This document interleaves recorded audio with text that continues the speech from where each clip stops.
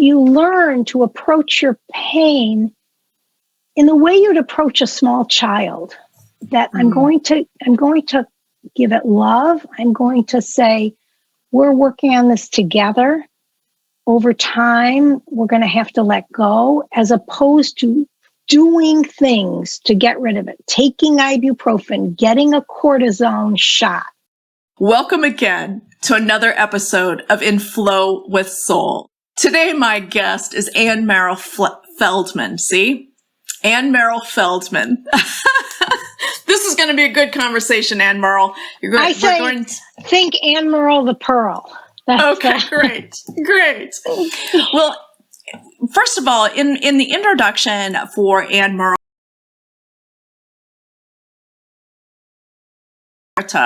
and I just learned that is the female version of emeritus, right? So Professor Emerita of English at the University of Illinois at Chicago.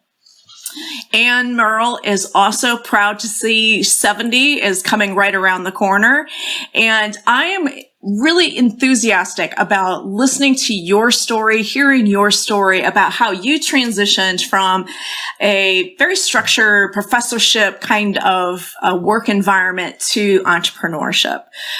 So what does AnnMerle do? She is a body-centered stress relief coach. She helps women over 50 live differently the second half of their lives so that they can say goodbye to all of that stiffness, weakness, fatigue, worry, pain, those things that a body just doesn't want to let go of and can't move then as the way it was made to move.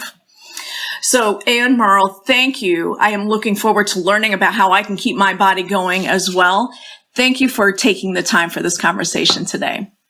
It's my pleasure. I am so glad to be here and so excited to speak to all the women in the audience who are over 50. Exactly. And maybe I should ask you, do you notice or do you have conversations with women over 50 about making these changes, about how the world looks different, I think, so many times to those of us who have turned 50 and we're kind of looking back and we're looking forward. What have you noticed about this population? Absolutely. I mean, we are an audacious group of women. We came, I was born in the 50s, whether you were born much later or not. As women, the feminist gift to us was that we could work, we could define ourselves, we could own our futures. Well, that turned out to be a mixed bag. We got to own our futures and our families and our parents and our homes, and sometimes that becomes a bit much. The interesting thing is, when I talk to women who are over 50, it's not as though anything magically happens at 50. Right. The same processes that are going on at 50 and 60 are going on at 30 and 40. But there is a switch that flips in our mind, because we start to say, so many women have told me this, now I can look forward to what's next. You're at that point, maybe your kids are in high school. Maybe your parents are still relatively well. Maybe you have a spouse or you don't, but you're saying, I've worked all these years. You've probably been working since you're 20. And you're saying at some point this has to change, and I can maybe do what I always wanted to do if that wasn't the case for you. And I'll tell you a little more. I mean, I loved my job, but I discovered now it wasn't the job that was feeding my soul, as fabulous as it was. And so once you flip that switch and you start to think, wow, travel, painting, fixing up my house, spending time with friends, anything simple or complicated, and then you feel your body and you feel your fog in your brain and you say, but now I don't feel as great as I thought I would right now. Right. What do I do? Absolutely. So what you're really talking about then, again, there's no flip that's getting switched here, but we are looking at those promises, right? The promises that feminism was making for us, that we can have it all. And so what I think I hear you say is up until about 50, we're doing it all. We're doing the family, we're doing work, we're doing kids and parents probably. And now at 50, if some of the kids and maybe some of the family responsibilities are starting to fade off, now we get to say, okay, I'm ready to claim those promises that the feminist movement was making for us back in the 60s and 70s. Exactly. Okay. And the women that I speak to, I call us, and I am a prime example, I call us exhausted achievers. Because we have a special burden in that we have worked especially hard and we have achieved huge amounts of success. And yet that makes it all the more difficult to see where we might go when we feel so badly in our bodies. We've always been solution oriented. We can fix anything. We're very big do-it-yourselfers. We learn, we're prodigious learners. And suddenly the solutions don't seem so clear. Yes, exactly. Okay. And I really want to dig into that. But before we do, I would like to hear more about your path into entrepreneurship.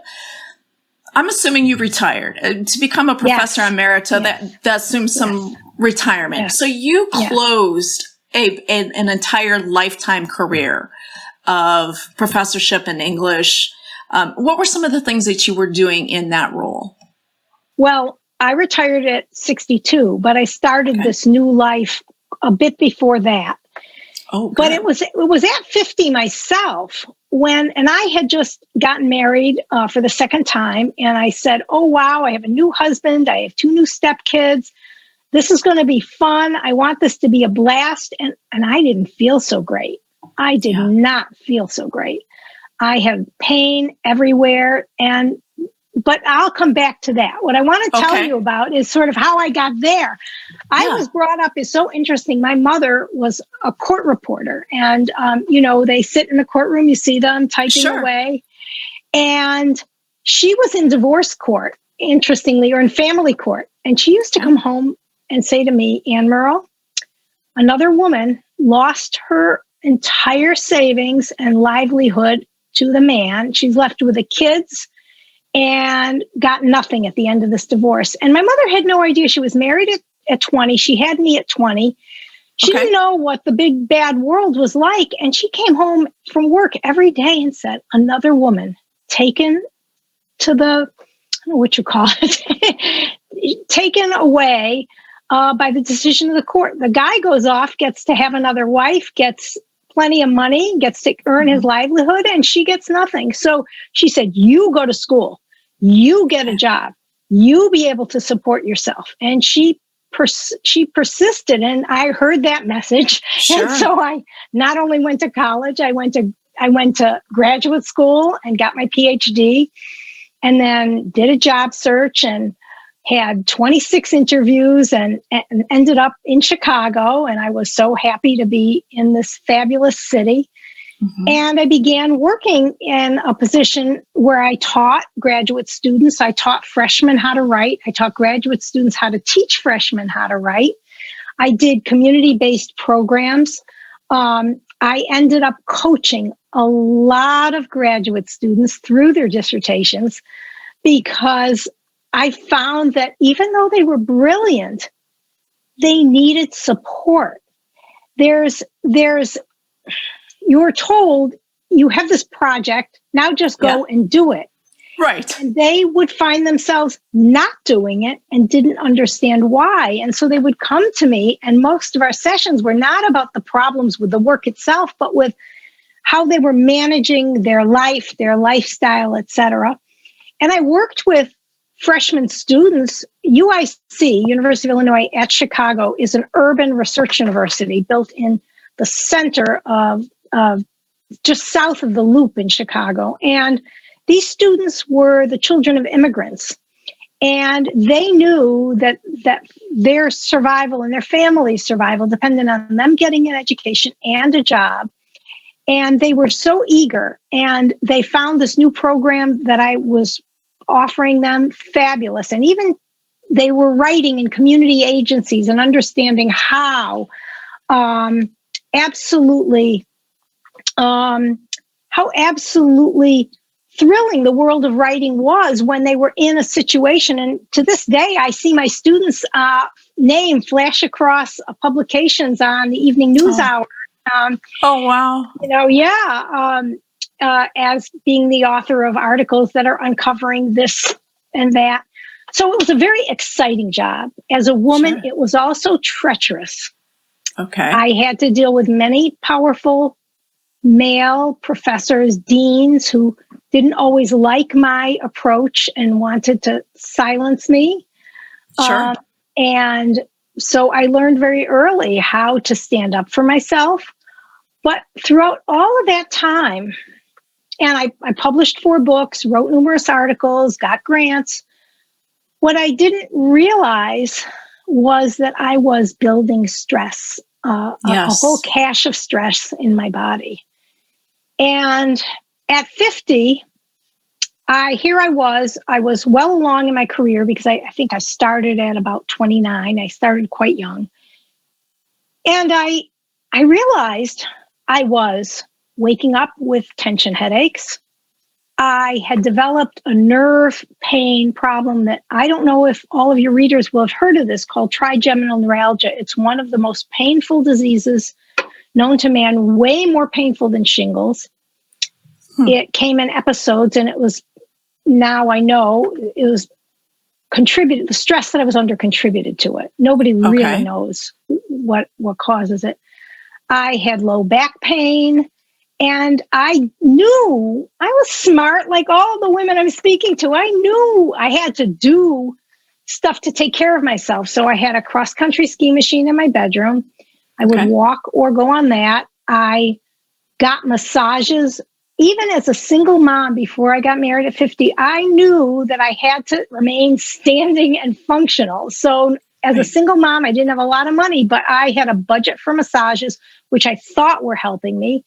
Turns out now, in retrospect, I see that it was really just a temporary Band-Aid, stress Band-Aid. I went to doctors. I found out I was taking way too much ibuprofen, which was eating up my intestinal lining and causing leaky gut. And so by 50, I was really kind of a stressed out mess. And I put my head down on my desk and I said, here I am. I'm doing well in my career. I had published probably 3 of the 4 books I would eventually publish. And I was in a new marriage and I said, this is not working. Something has to change. It's so many other women I talk to wake up at that moment. And I just I took my language and English research hat off and put on my take care of yourself, AnnMerle hat on, and started this journey because I knew I couldn't live like this anymore. Right.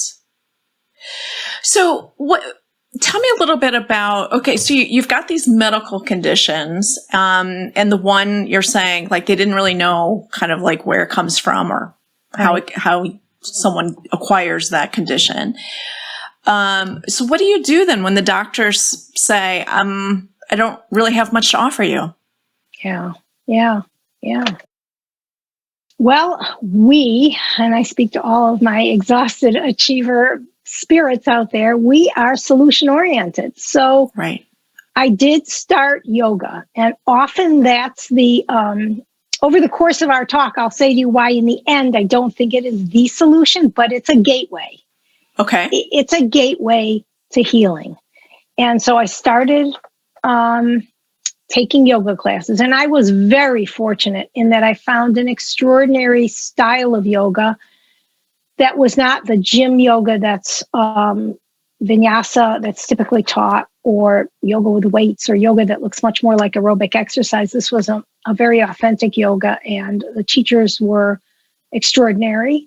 And I became so excited about it that in my own exhausted achiever way, I became an advanced instructor.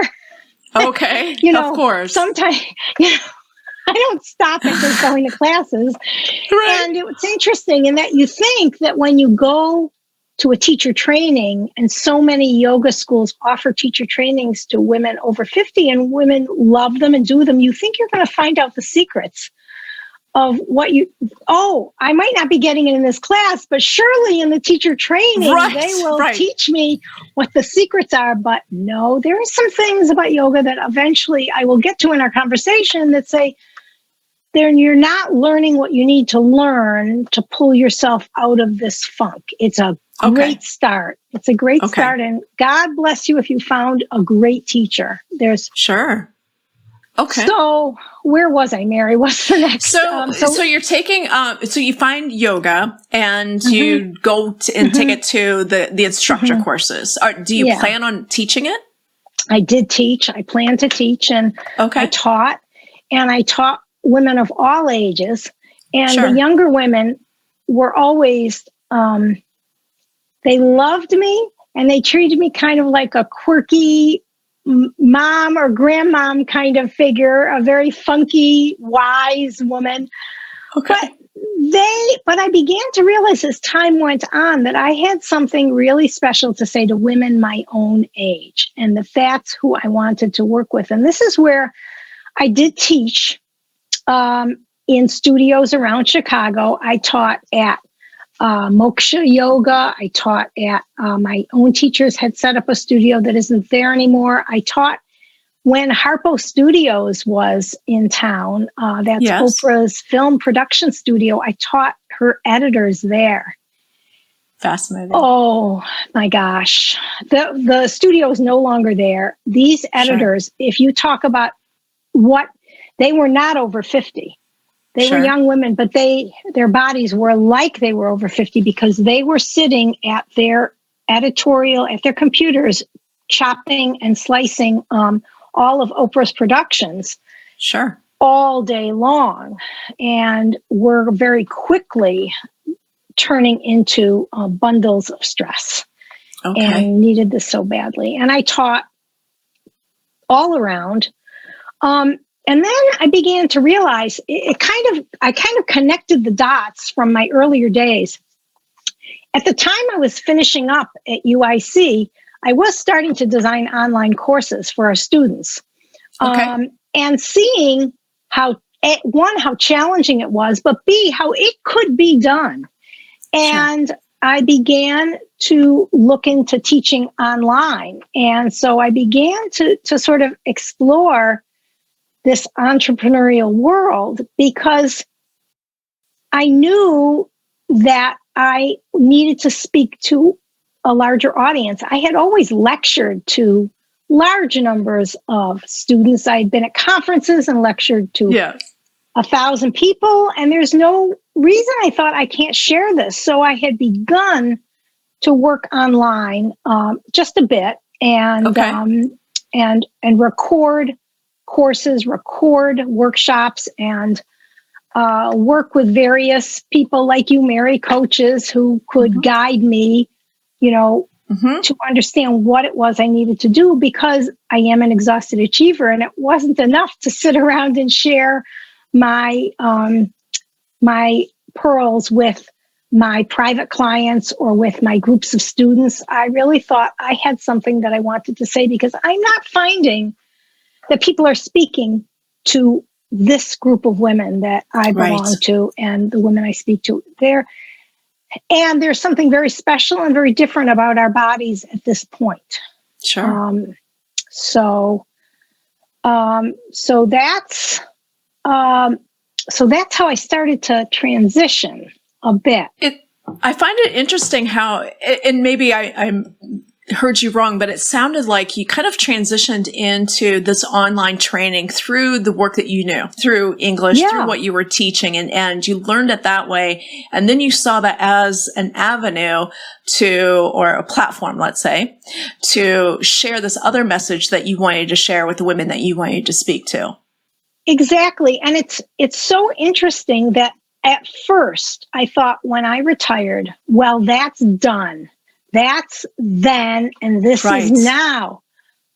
But then I began to realize that I had skills that I could pull that looked completely different, but at the basis, they were the same. So I began to write blogs, and I began to develop an email list, and I began to get onto Facebook, and more recently, Instagram. Really, Instagram is where I am now, but much more than Facebook. Facebook is kind of the friends and family place. And sure.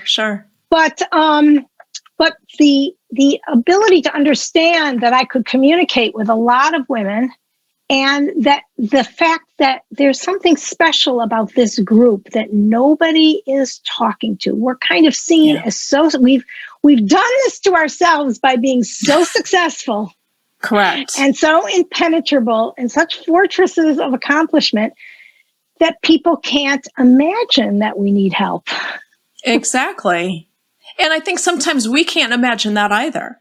Like, so to ask for help would say, oh, well, I've put out this message that I've got this, and that I want people to see me as confident and forward moving. And yet inside, sometimes I'm not feeling that.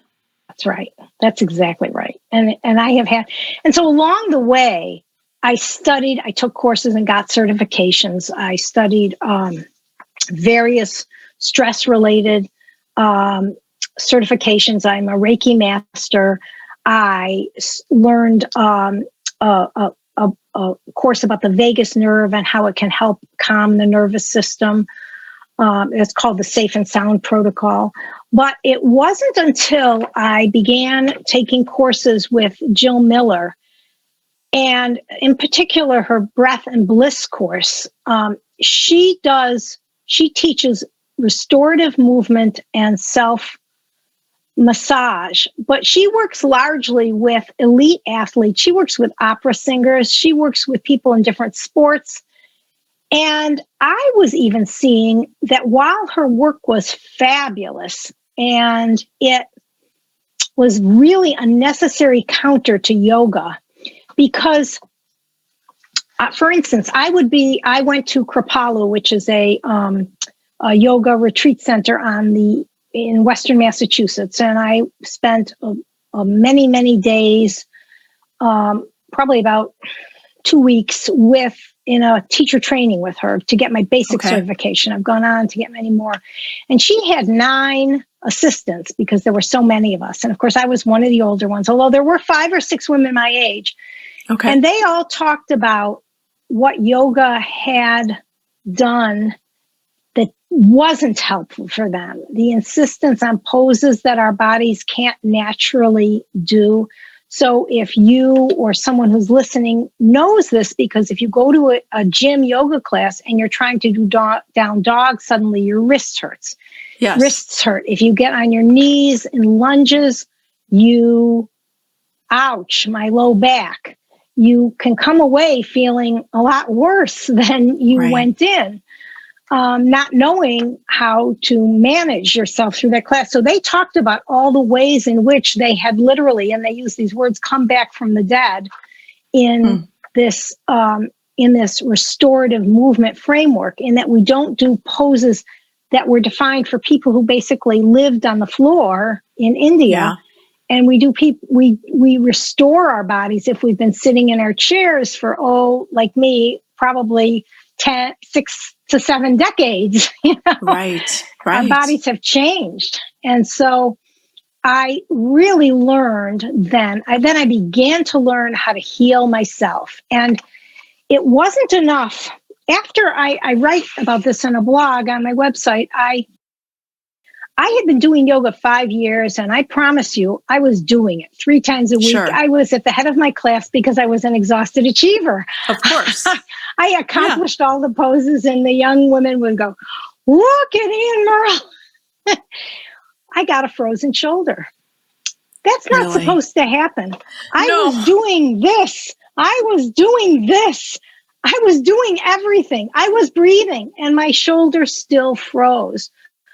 And what I can tell you now is that it was because the stress was still living inside my body. And even though I went to a yoga class for an hour and a half, 3 times a week, the other 22 and a half hours of the day were filled with stress. And I didn't know how to release that stress. And so the muscles and the nerves were telling my brain, stay tight, stay tight, stay tight. I could follow the instructor's recommendations in class, but I left it there. And so I had to go further. And I began to learn about how to recognize that stress and how to let it go. Yeah. And it has been a journey, because you always want a course, a big answer, a program. And what I found, and this is my answer. So everyone listen up here. This is it. And it's so contradictory to the way I typically think and live, is that you learn to make 1% changes at a time. Yes. Towards feeling the way you want to feel.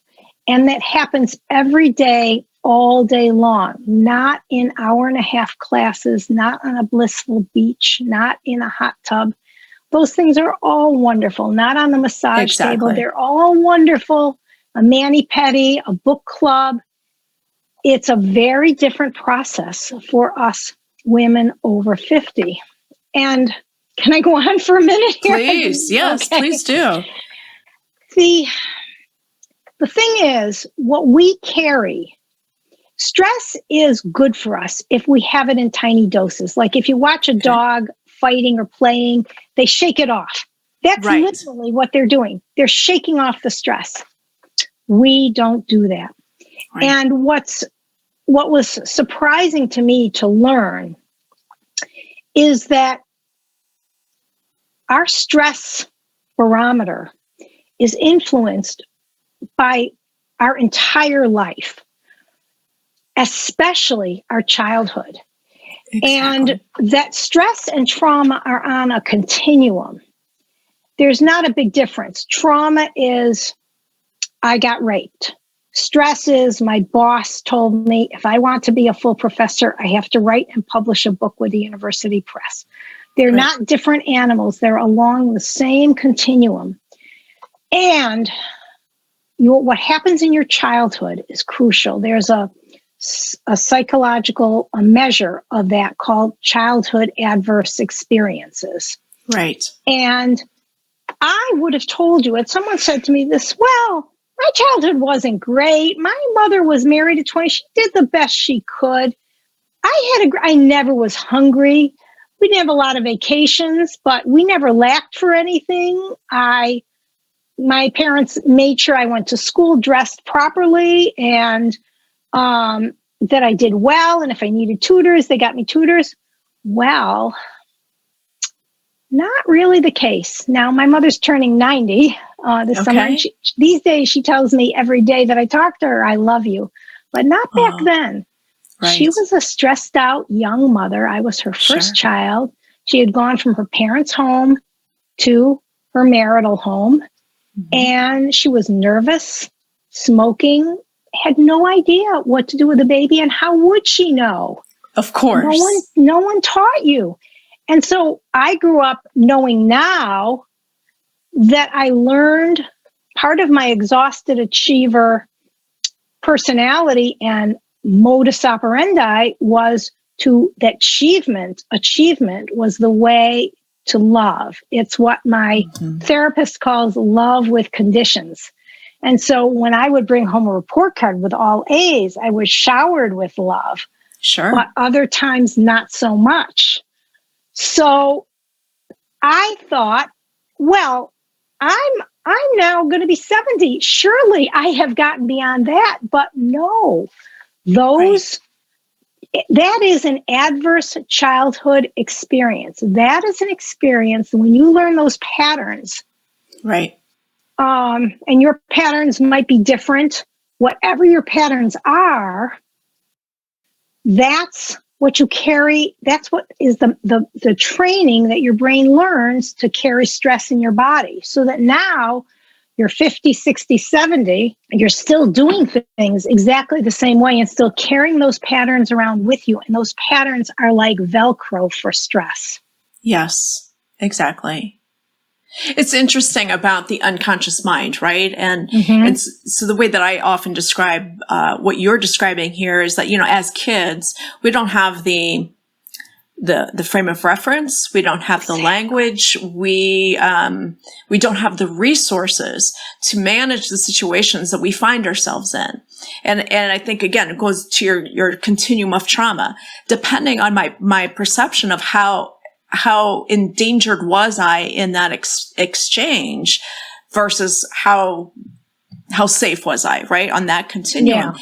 And when we have those experiences, it's like our unconscious mind says, okay, well, we're going to set up some rules here so that we never have to experience this sort of pain again.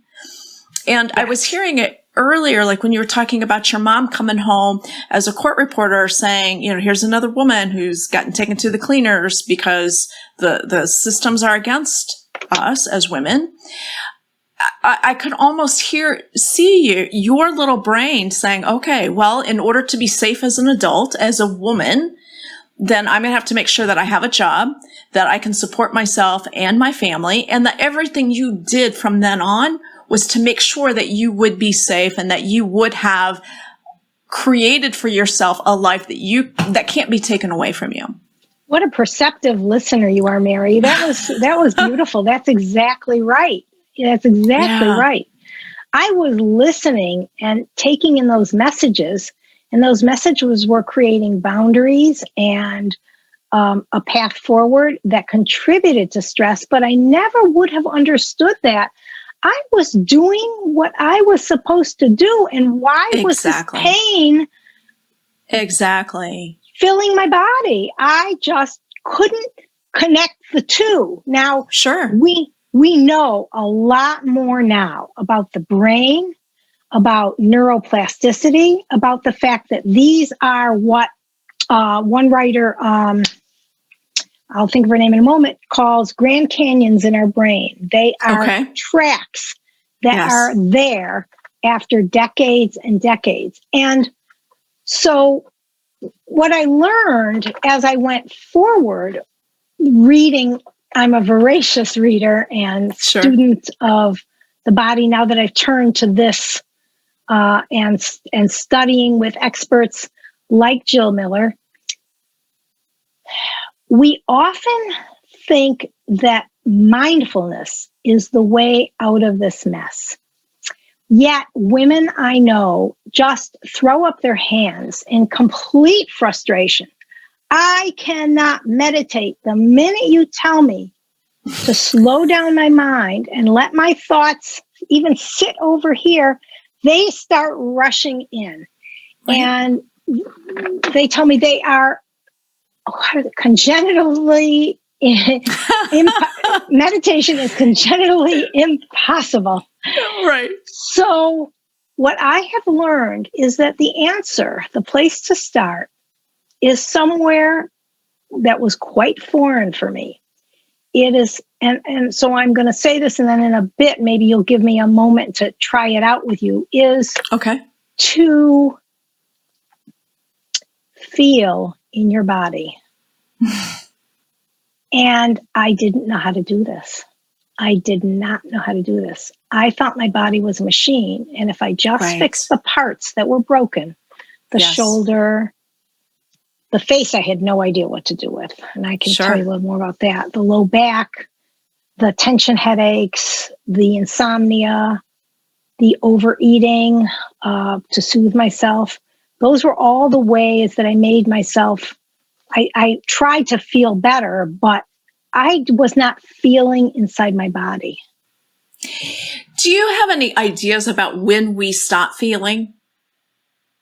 Like, when do we not feel anymore? Because I've had other women say this to me. Like, I don't even feel joy. It's just a fleeting emotion. It's not even for me. I don't even need it. Well, it's such a great question. And I think it's that we use our brains so much. We privilege our thoughts. I think so too. And it just takes over. We can think our way, and we've been successful at it. There's reasons for us owning this. Right. We can do things. We can solve problems. And we seemingly do that without our body's help. Yeah. And then no wonder our bodies break down, right? Because we're not using this tool, this vehicle that we've been given in the way that it's designed, not to any fault of our own. We didn't get a manual with it, right? Exactly. But I also think that that goes back to what you're saying about women or anyone really who says, well, I can't meditate or I can't become mindful because as soon as I slow down those thoughts and those continuous thoughts ensure that I don't have to feel. So my theory is that we don't want to get into that meditative state because if I do, the feelings that I've been repressing probably my entire life might come up and I don't know what to do with those. That's true.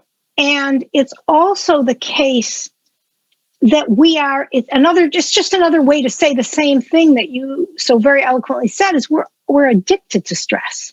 Yes. This feeling makes me feel alive. When I went to work, I used to sit in the front car of the train because I somehow thought I would get there faster. I could jump off the train and get quicker out the door. I was in love with high-powered aerobics, and it kept me busy. So that, as you say, because we have a hard time even settling down for moments we don't know what to do with ourselves. Exactly. And it leaves a void.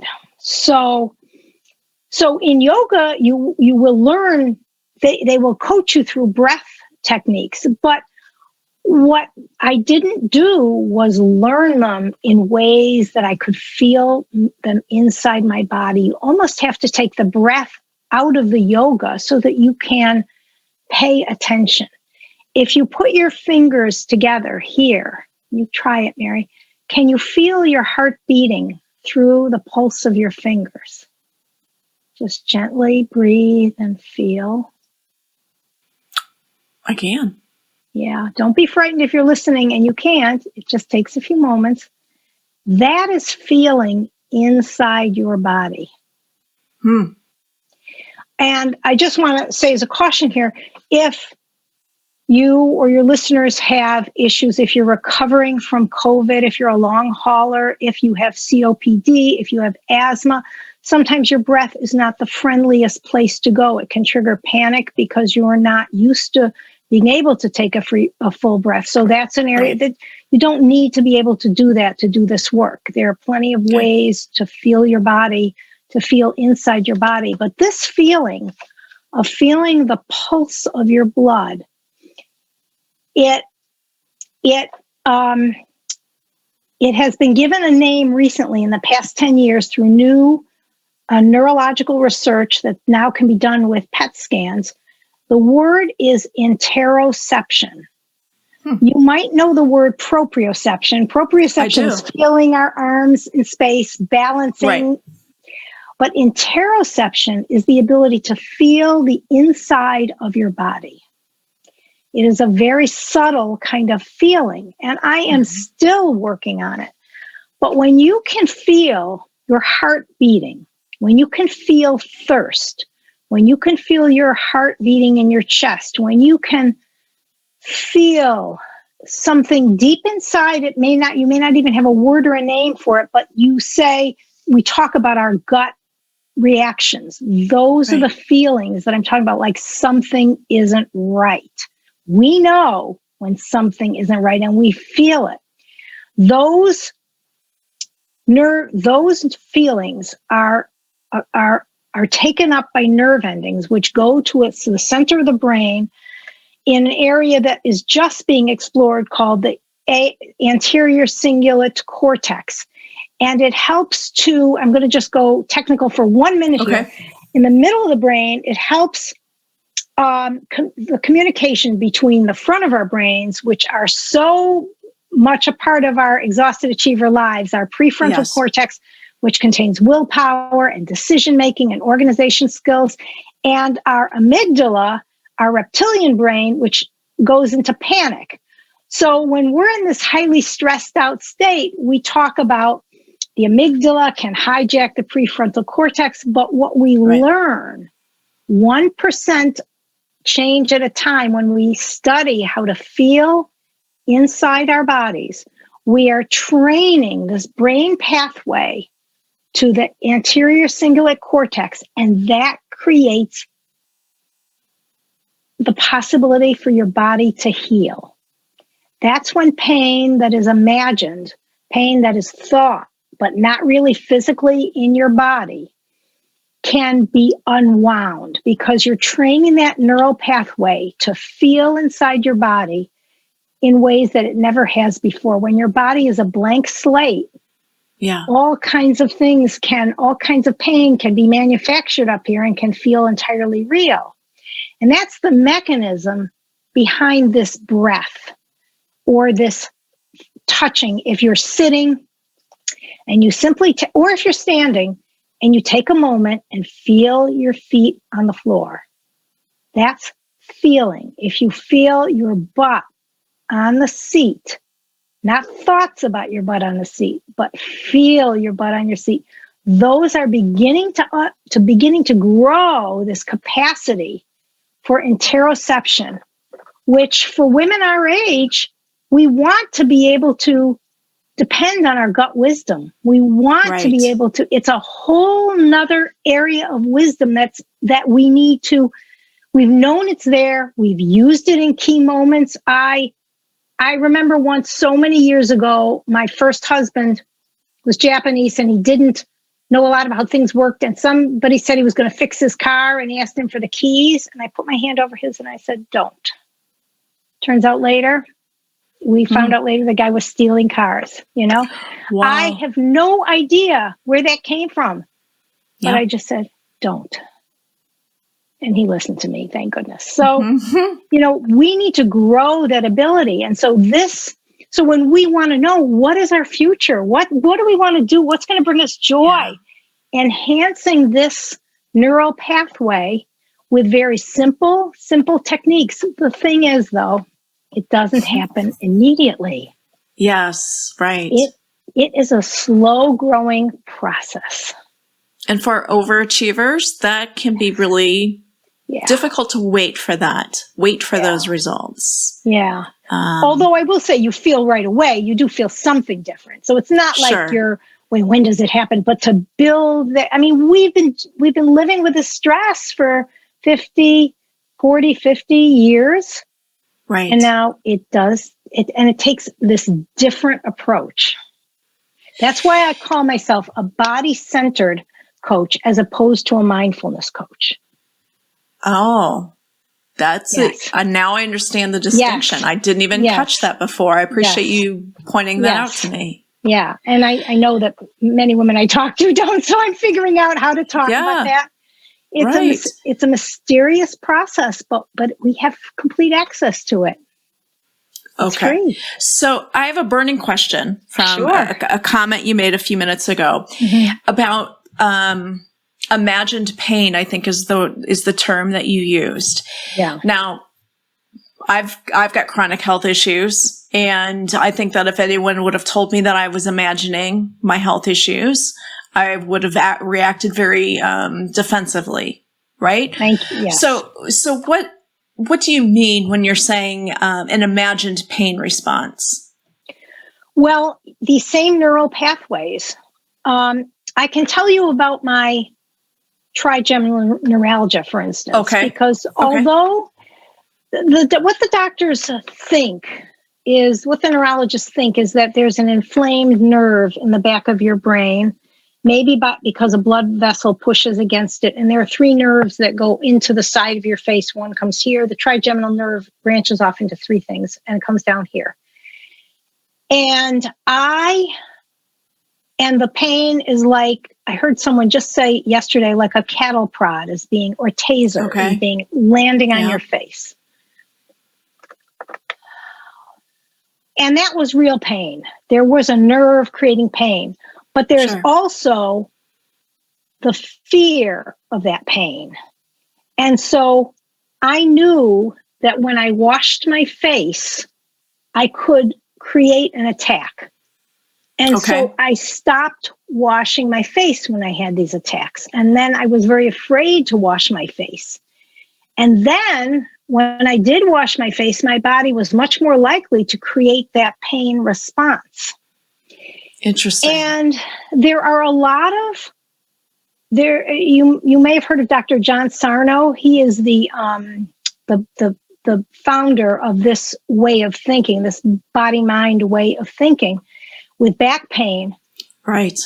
There are many people who have back pain, but the doctors look and there is nothing wrong with their nerves. So I shouldn't have said imagine probably, but I could have said learned. I could have said learned pain. And so he helps people out of their pain by educating them first about how the brain works and by teaching them breathing and relaxation exercises. And so you learn to work with your body in an entirely different way.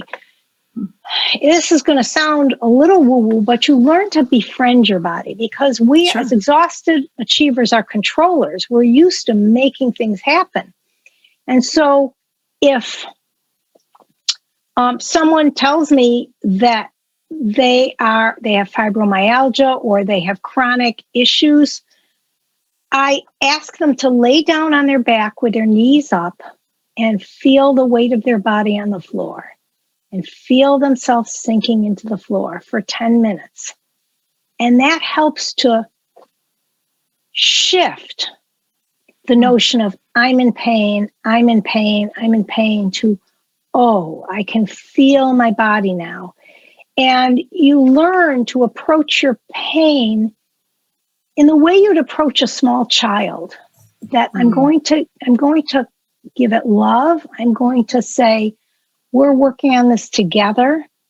Over time, we're going to have to let go, as opposed to doing things to get rid of it, taking ibuprofen, getting a cortisone shot, right? Getting, even going for a massage, which is okay. It's fine. It's temporary, but realizing that it's temporary and that you have to learn how to do these things for yourself little by little. Does that answer your question a bit?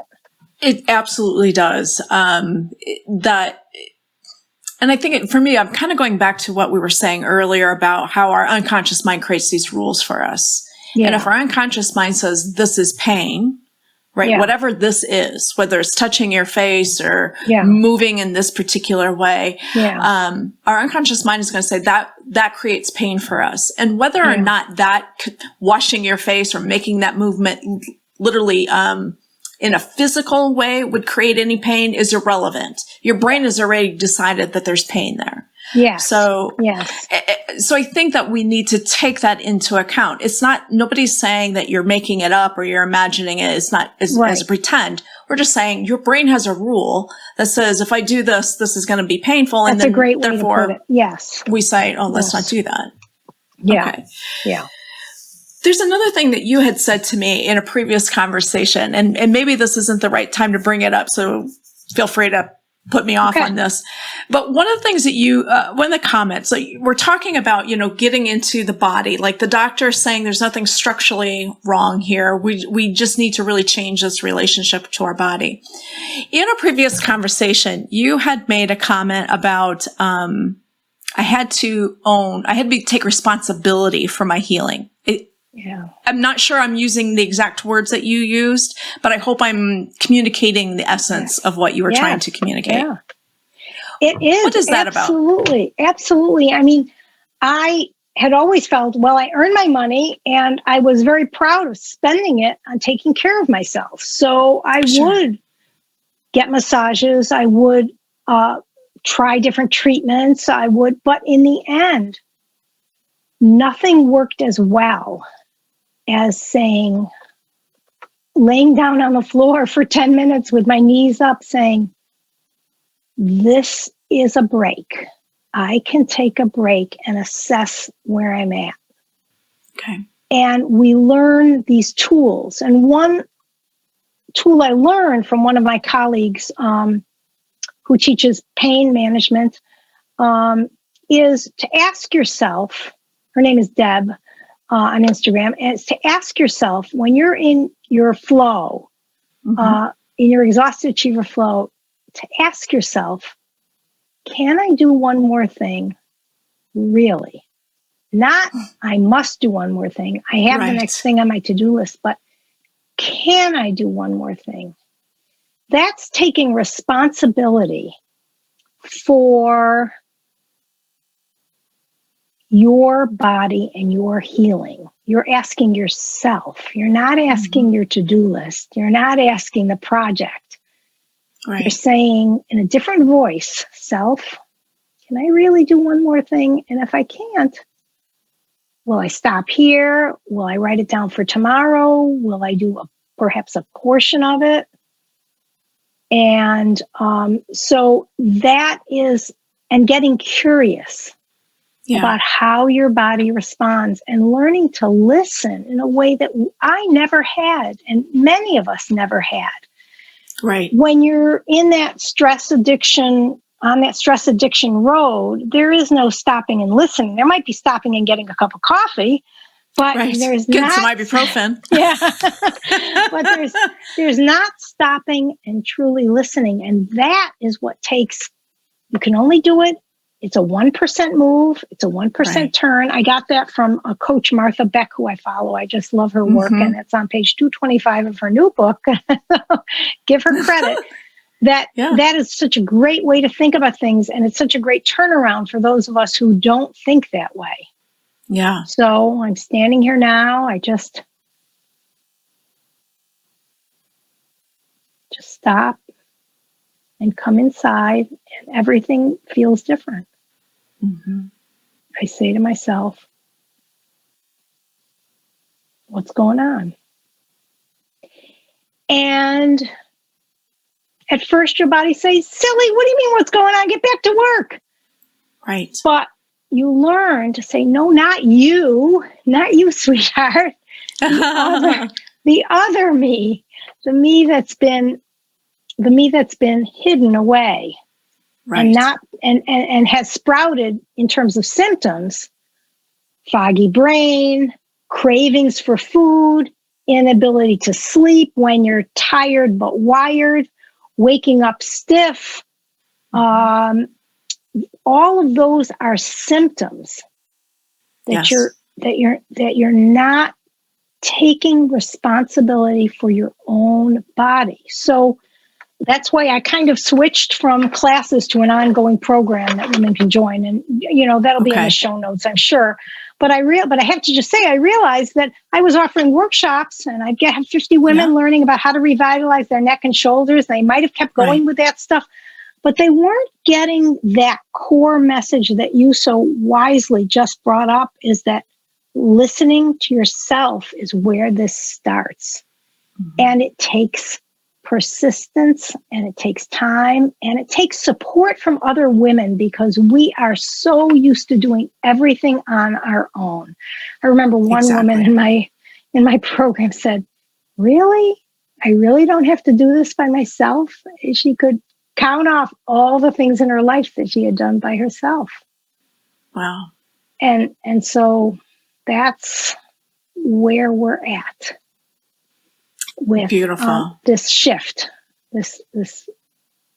Yeah. So again, the also the responsibility. Let me just check my understanding with your ideas. So often we're looking for things outside of us. So if we're talking about our bodies, right? We're talking about how do I make my body feel better? I think I'm going to go out in here and say we've been conditioned to think that if I go to the right doctor, get the right meds or the right therapies or whatever, that I can do that and it will fix this machine that I'm operating with. That is exactly right.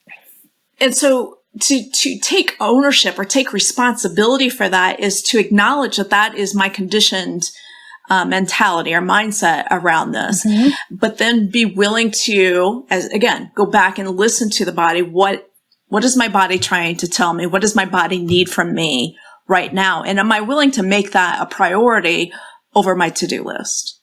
That's right. That's right. I had a private client once, and she was doing great. I was coming over to her house every Friday morning, but then her daughter got engaged, and she said to me, AnnMerle, I'll see you in 3 weeks. I don't have time for this now. I have to plan this wedding. Right. And we do that to ourselves all the time. All the time. Stress appears and we shove our self-care to the back of the line. Exactly. And I know this from personal experience endlessly. And over the years, in this little bitty way, I have learned that no, now is exactly when I need to pay attention to my body. Yeah. And listen to my body and talk to my body. And feel it. And feel it. And feel it, exactly. And ask myself, am I feeling? One trauma researcher, Peter A. Levine, writes that the way we do this is by feeling for a moment, finding a sense of safety, but we don't have to stay there. We consider it an island of safety. Then we go back into our lives, and then we come back again when it's the right time for another moment of feeling and create another island of safety. And we then can move, hop, skip, and jump across those islands to create a bigger expanse of that ability to feel safe. And he calls that pendulation, in the way that a clock pendulum works. Okay. That we go to this island of safety, then we go back to our lives. Then we come back to the island of safety and build another little portion and come back to our lives. It doesn't happen like a straight line, all at once, all at nothing, one course, one retreat, it doesn't happen like that. Right. Right, exactly. And again, going back to what we were saying before, there's the doing. I can get all the knowledge, and I'm guilty of this myself, right? I'll go study and I'll learn everything, and I'll even do it. But doing it for compliance, or doing it to check it off, to say, I've achieved this, is so much different than, I'm going to use the word owning it, because I can't think of another word right now. Yeah. But owning it and being that change. Yeah. Yeah. Am I going to be the person who listens to and takes care of her body? Or am I going to be the person who has the list of, here's all the activities that I've read that I should be doing to take care of my body, and I'm just going to go through the list and make sure I've done all of that. And then at the end of the day, or at the end of the week, when I'm still not happy with my body, then I'm just going to be mad at my body and say, well, I got a bad rap in the lineup here. I didn't get a good body.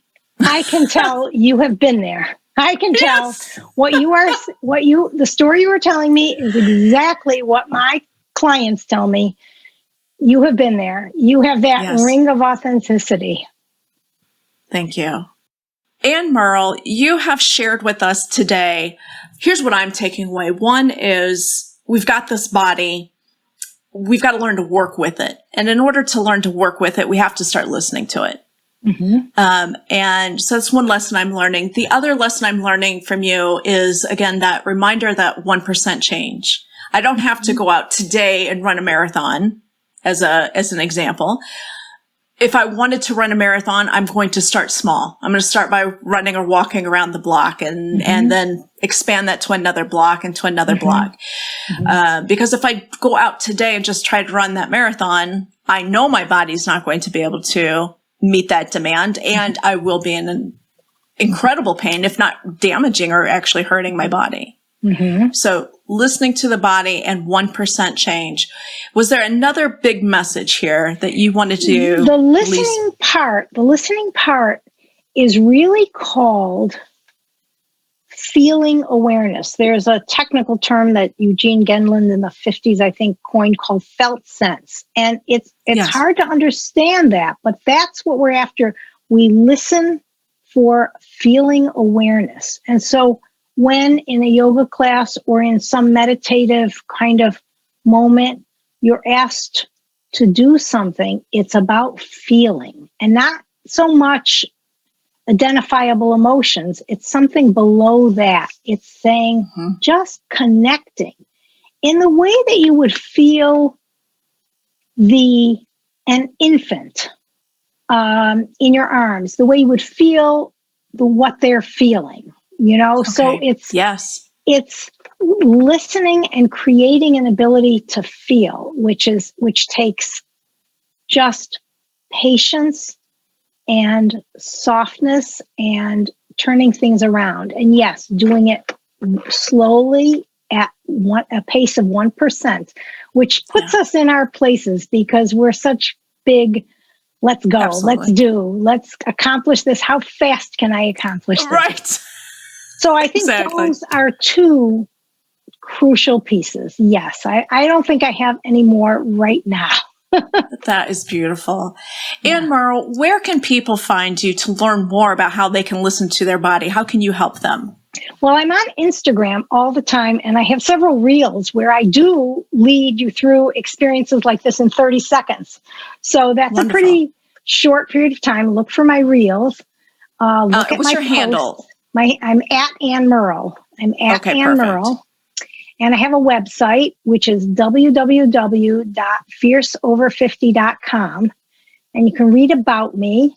You can read some of my blogs. You can sign up for my email list. And the best thing for anyone listening who wants to learn a little more about what I'm talking about is to sign up for my free email list. They come out like every 2 weeks. And I really talk through these issues. A recent one was, is your self-care really just a Band-Aid? Or because often that's we tell ourselves that we are doing self-care. Right, it's on the list, right? Yeah, but checking it off. But it is a Band-Aid. It's not actually doing what we need to do. So sign up for my email list, and then and I describe my program, which is the Fierce Over 50 Gathering, in which we meet 3 times a month for live Zoom sessions in which we practice this stuff. So it's not like a class where I'm directing and you're doing. We do a few things. I say, now, how did that work? And someone pops up and says, my hips aren't moving the way you're describing, or I'm getting a strange feeling in my throat. And so we're working together in a workshop fashion, which Beautiful. Is what I like to do, because that's the way we shift and change. So. Right. So I'm out there and I'm eager to connect. I am so grateful that you've identified this message and that you have the spirit and the tools to actually share this message with so many of us who need it. As you said, we've all been given this promise, right, of the feminine to have it all, and we've tried to do it all. We've taken it all on. And as we get into that latter part of our lives, let's do this in a way that we bring a body along that can help us enjoy what is coming next. That's what I want for you and for each one of your listeners, is to be able to do what you dream of doing in a body that can take you there vibrantly and with excitement. Yes. Connection. That's what life is about, right? Being there to enjoy it all and to feel it all. Absolutely. And to feel it. Absolutely. So thank you so much. Thank you. This has been an absolute joy. Thank you again. Hi, this is Mary. Thank you so much for watching this episode. I hope that you are coming away from this experience feeling a little more inspired, maybe a little more informed, or maybe just a little more rested. Overall, I hope you're coming away feeling more empowered. If you do, please give a thumbs up for this episode, subscribe so that you will not miss any future episodes, but most importantly, please pass this link along to your friends and to your network. Let's pass this sense of empowerment along. Thank you so much for your support. I really do appreciate you.